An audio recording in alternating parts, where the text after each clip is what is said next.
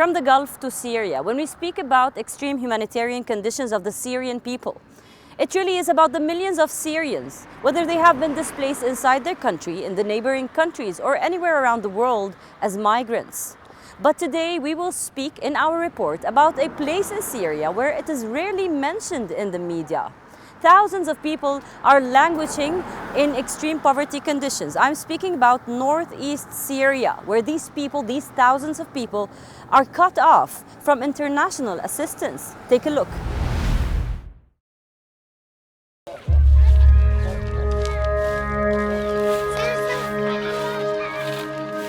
This is the Al-Yunani camp, located in northeastern Syria. It houses thousands of refugees displaced by the civil war. The camp, in a dilapidated condition itself, tells the story of the people living here. They drag through their days, languishing in extreme poverty and cut off from much-needed international assistance.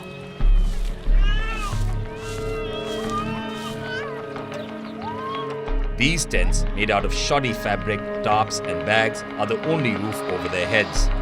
Living and hygiene conditions can be dire even in official displacement camps. But the situation in informal settlements is sometimes worse.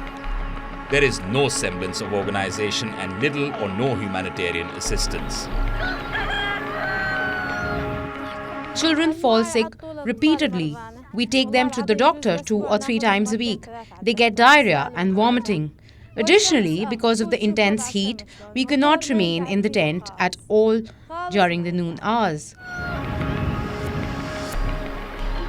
The Al-Yunani camp falls in Raqqa, where the Islamic State group had set up its de facto capital before its defeat in 2017 by US-backed Kurdish-led fighters. It is located near the Euphrates River and is one of the many informal camps inside Syria for people displaced by the conflict.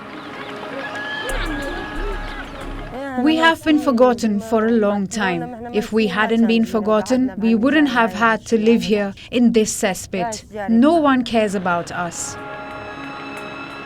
An official in the semi-autonomous Kurdish administration says that tens of thousands of people live in dozens of informal camps in North and Northeast Syria. There are only 16 recognized camps in the country, and with recognition, they have access to international aid. They house some 150,000 people.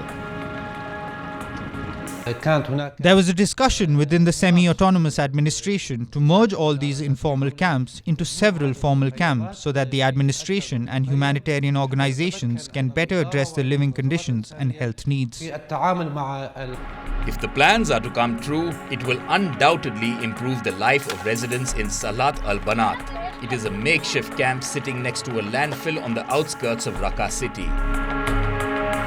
Residents of this camp spend their days scavenging the rubbish tip for anything of value which they hope to sell. It is their main source of income.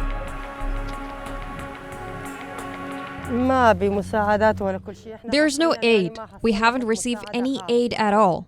People are working in landfills searching through the rubbish for things they can sell just to buy some bread and earn a living.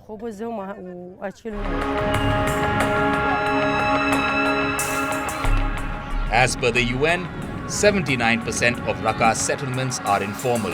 3 years ago, a UN cross-border mechanism allowing aid to enter northeast Syria from neighboring Iraq was halted. It was Syrian ally Russia that put its foot down at the Security Council against the assistance, worsening conditions for those in need. Syria's war has killed more than 500,000 people and displaced millions since it broke out in 2011. It spiraled into a deadly conflict that pulled in foreign powers and Islamic terrorists.